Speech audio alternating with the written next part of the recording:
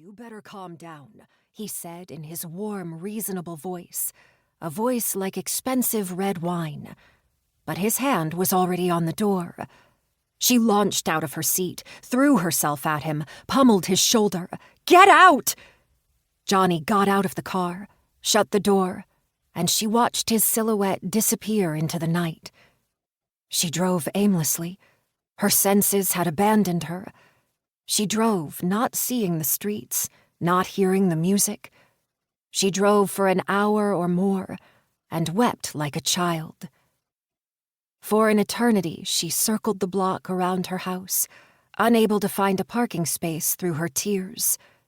Home. She needed to be home. She removed the 5-inch Manolo Blahniks she had purchased just for this night and walked barefoot toward the house, thankful for the cool asphalt under her bare feet. Then she sat at the bottom of the stone steps, cried some more, dried her eyes, and walked up the stairs.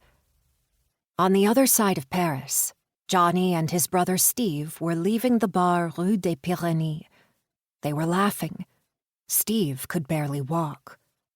Johnny took the wheel of Steve's Jaguar and veered left towards the périphérique, all tires screeching.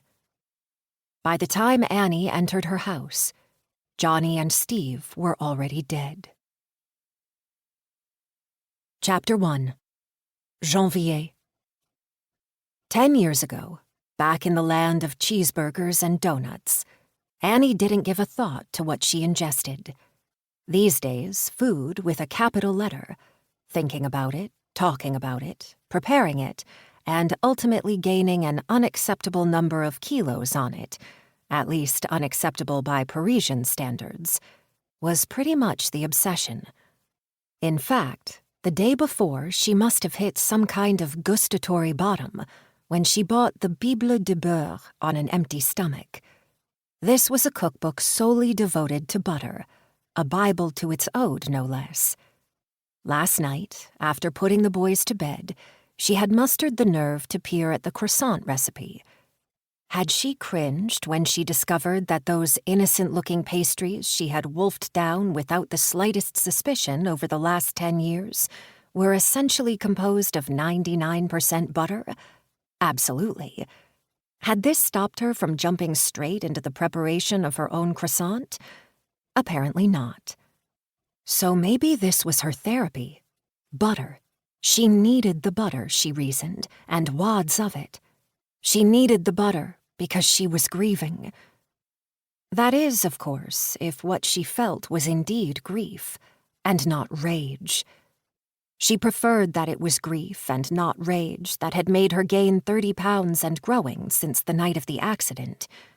She preferred that it was grief and not rage that had kept her from remembering to put on lipstick or going to a hair salon in years.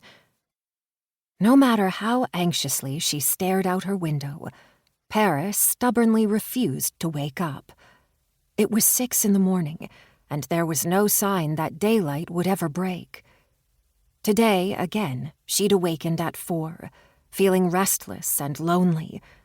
Lonely enough to seriously contemplate creeping up 3 sets of stairs and shaking the kids awake for an early breakfast at the crack of dawn.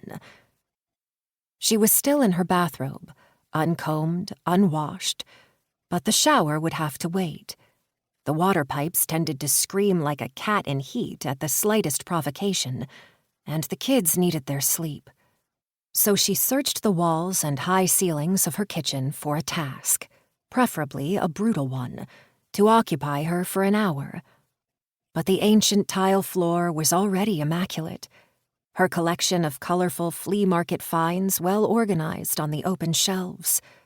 On another shelf, nuts, grains, and legumes arranged by color in glass jars did not need another rearranging.